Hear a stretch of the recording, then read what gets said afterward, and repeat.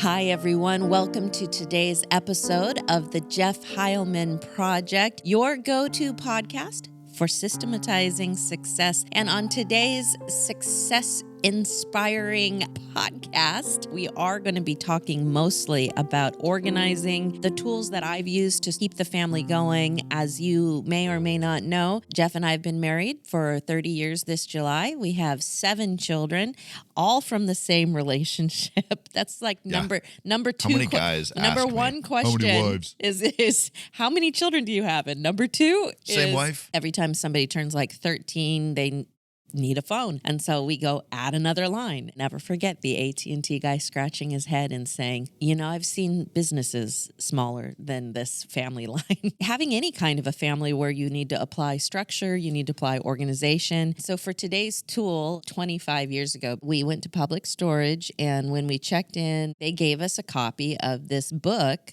Organizing from the Inside Out by Julie Morgenstern. We read through it. I read it. Jeff read it. We read it together. We read it multiple times. I remember reading, going, this is great. You can organize your stuff. Yeah. And the system has just resonated. Like, that was 25 years ago. And Andrew will put it on the website at thejeffheilmanproject.com. Is S.P.A.C.E. S.P.A.C.E. And it is an acronym, and we're going to go through it on today's episode. The S in SPACE stands for sort. When you're going through cleaning out a space, cleaning out a closet, cleaning out a house, you've got to sort your stuff. Marie Kondo covers that too. Beautifully in her tidying up book. If it doesn't bring you joy, get rid of it, give it away. But she's so good about like not throwing it away or just like saying proper goodbyes to these things that you're getting rid of. Because some things you spent good money on, some things were a gift, some things are just really nice and you just don't have space for them anymore. We have one example of that, of a friend of ours who put a Brazilian hardwood dining room table on Facebook Marketplace because she was moving from a house into an apartment. She was downsizing. I think her kids had moved out. She had no room, even with all the leaves taken out, of this beloved table that brought her joy, had dozens of years of family memories associated with it. She could not justify keeping it because of how big it was. Every year, I send her a picture of Thanksgiving around that table and remind her of her sacrifice for us and how she had repurposed that. And I think that story represents a best-in-class archetype of use case that says that just because you get rid of your stuff doesn't mean it's not going to find a new home and new purpose. I definitely have a hard time getting rid of stuff, especially books. Like, I just will not get rid of books, ever. I do not deny myself the right to buy any books, anytime, anywhere. It's like the one thing that it's like I have a zero spending limit when it comes to Los Libros. The first step in clearing out and organizing your space is to sort. Let's just use a closet, for example. Many successful organizers say, if you pick it up and touch it, deal with it. Just touch it once and sort everything in your closet into piles. Marie Kondo, she'll do this thing where she brings everything out and puts it in the middle of the room. Can't get around it. It's in your face. The second is P, which is purge. Now is the time where you throw it away, process those 2 piles, so you purge. The third step is the A in SPACE, which is assign a place. Now's the time where you will sit down and you will look at the stuff that you want to keep. You need to put it away, and it needs to have a place. It shouldn't just be like another inbox somewhere else of miscellaneous stuff. If you don't have a place for it, then reassess whether you need to go back to step 2 and purge it. Peter Walsh, another organizer, successful organizer, said if you can't display it, then you probably have no reason to keep it. Now, unless it's a seasonal thing where it goes in a box and it comes out, but that's being displayed. If it's just something you're keeping in the basement and you haven't seen it in 10 years or 5 years or 2 years or 1 year, it's not that precious to you. And it deserves prominence and it deserves respect and it deserves to be hung on the fridge or put in a frame, unless you're treating it like it's precious.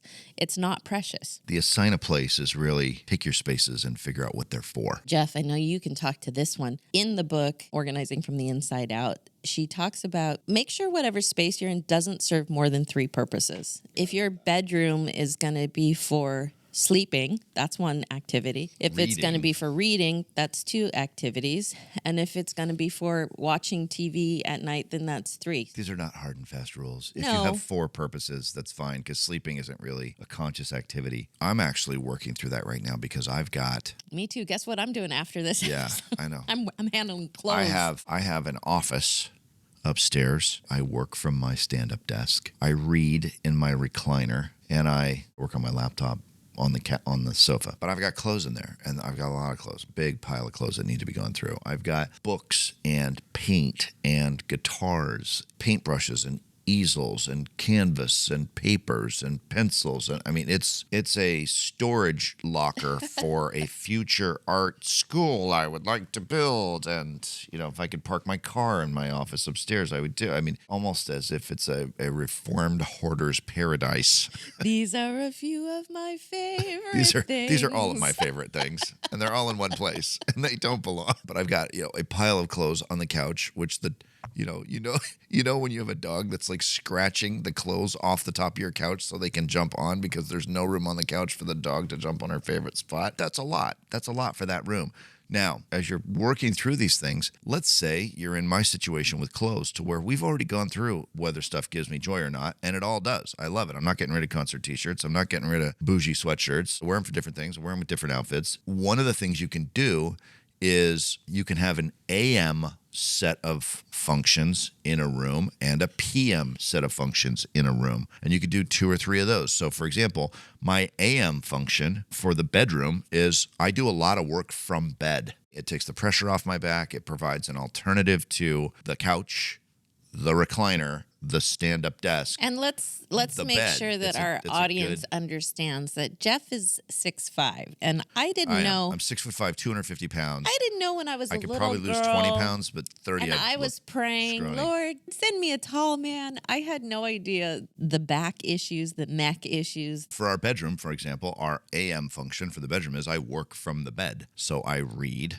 I write, I think, I do calls, Zoom calls. I'm working from the bedroom. The kids are not in that room, which frees me up to have an office and frees us up to have a guest bedroom for visitors. And the PM function for the bedroom is we sleep and sometimes watch TV. And each AM function and PM function can have 2 or 3 activities associated with it. That leads into the C in space, which is to containerize. And in your containerizing, that's when you go and you find plastic tubs, you find bookcases, you find china cabinets. You look for the container in which it's going to go in. Sort, purge, assign a place, containerize, put you in the proper position to where now you don't have junk left, you don't have trash, you don't have the stuff that you don't love left. You're only surrounding yourself, living with the things that bring you joy. And that leads you to the final letter, which is E for equalize, that you should be able to equalize and put away everything when you're done using it by the end of the night in like 5 minutes, in less than 10 minutes, because you've gotten through all the junk, you've got proper containers,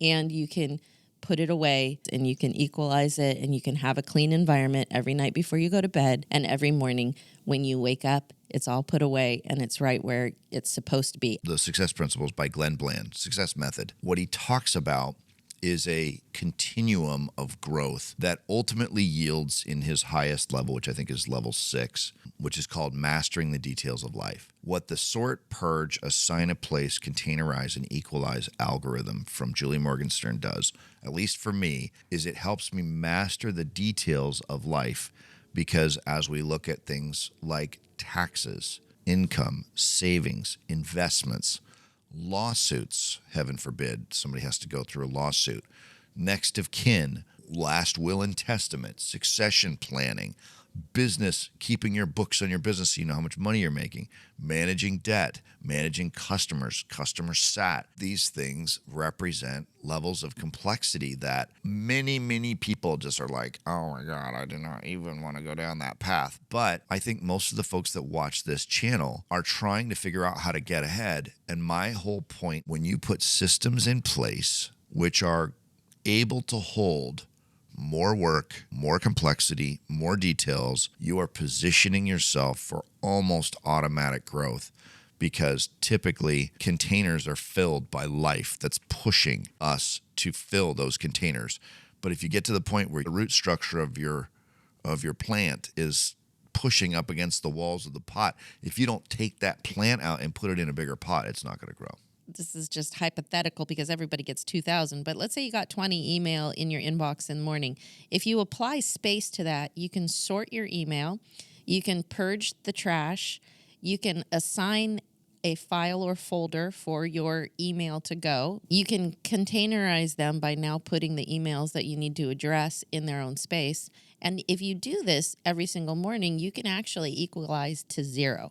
And being That's able right. to equalize to zero is the goal. And it's important when starting a family. It's important when starting a business. Use our allocated resources to build businesses, invest in this podcast. We're able to sustain our life here with the extra funds that would be otherwise going to 3,000 square feet, 4,000 square feet, 5,000 square feet, whatever, or a commercial building that we could be renting in order to do all this. When your funds are being tied up in square footage, you're not going to necessarily be able to do your ad run rate and your ability to grow. The last thing that we wanted as a family and as a couple was to have all of our funds going someplace that would be contradictory to growth. We don't want anything causing us to have to be an anchor.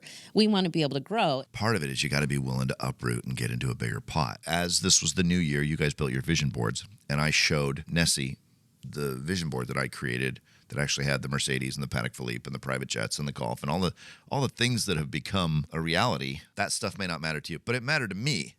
And as we look at Wallace D. Wattles and the science of getting rich, what we see is that you cannot become the most and best version of yourself if you want to learn how to play guitar and play music. If you have a desire to do that and you don't have a guitar, you need a guitar. If you want to have nice things, if you want to have books so that you can read and educate yourself, you can't do that without books. You can't do that without the dream that creates it. These vision boards, what I was going to say is the income that I put on my vision board in 2000 that someday I would love to get to was $6,000 a month. That was a time capsule of where my thinking was, because I don't think I had ever made more than $3,000 a month in my life up until that point. I'd just like to be clear. The vision boards aren't about what we want. The vision boards are about what we can see. And if you can see yourself playing the guitar, don't have one or haven't even started, or that's like a bucket list someday maybe, but yet there's something in there that says, man, I could really see myself playing the guitar. Yep. Those are what we choose to put on our vision boards because it's a vision of the future. It's something placed inside of our hearts, inside of our minds, inside of our spirits that says, I could actually see myself doing that. I don't know where that picture came from, but I can see myself doing that, and so I'm going to put it on my board. Think and Grow Rich talks about all success begins with desire. That desire has to be fueled. Part of that fueling is getting a bigger container. Yep. Part of that desire is talking about it. Part of it is putting plans in back of it, and you build a desire over time. I mean, I wanted that car for 25 years. And you could see yourself driving. And I could see myself becoming the person that eventually, but you have to, water finds its own level. At this point, in order to buy the car that was on the list, my income had to go up 10 times over my dream income in order to be able to be like, oh yeah, no problem. We could just write a check for it every month like it's nothing. The secret is in the title. It's Think and Grow Rich, as a person who then demands of themselves a certain standard of excellence. I was very pleased with the last 2.5 years that I spent on a work project in a multi-billion-dollar private equity turnaround where I was working with dear friends. The conclusion of that work project has come with a lot of relief, a lot of joy, a lot of gratefulness on my side. And I've looked back at it and it's like, I could not have imagined having the level of proficiency and skill and forcefulness of will and attention and self-discipline and work ethic and hours and just focus, all of that stuff. I could not have imagined what it would feel like to have looked back on a work project like that and say, I am so pleased and happy, not just at the results, but at the way that I conducted myself through that entire project.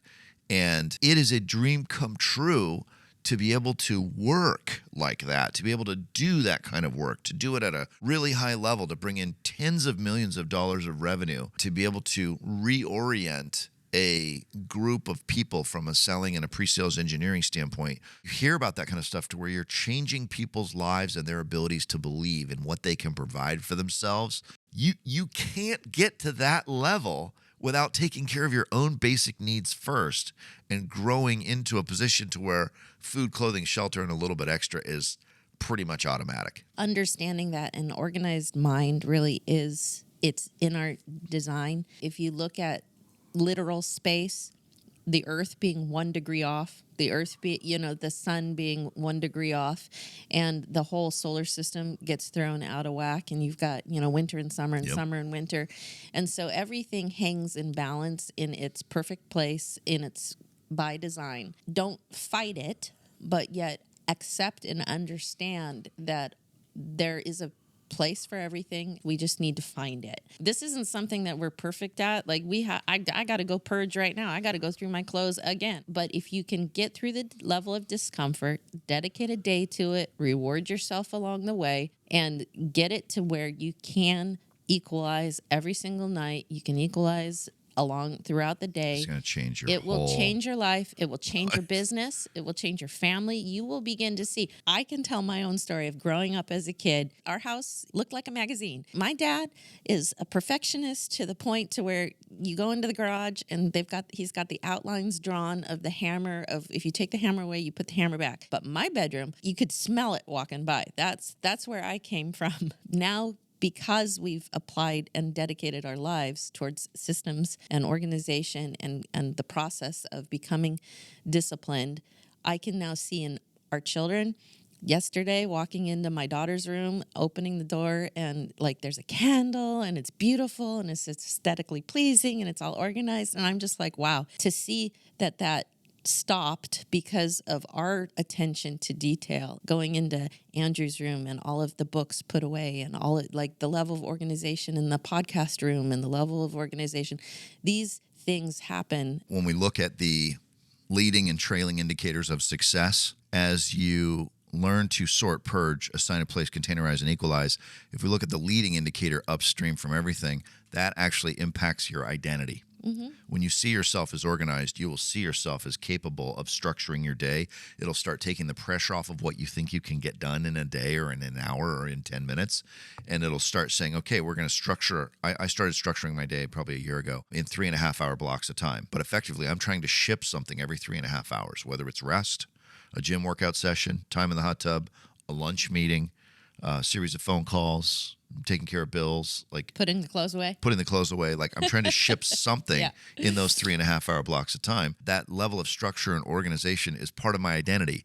And when we see identity is greater than constraints or the blockers of the unregulated or the unorganized areas, it's the identity that's upstream from all of that, which then sits upstream from constraint, which then sits upstream from the systems that you have, which is your actual S.P.A.C.E.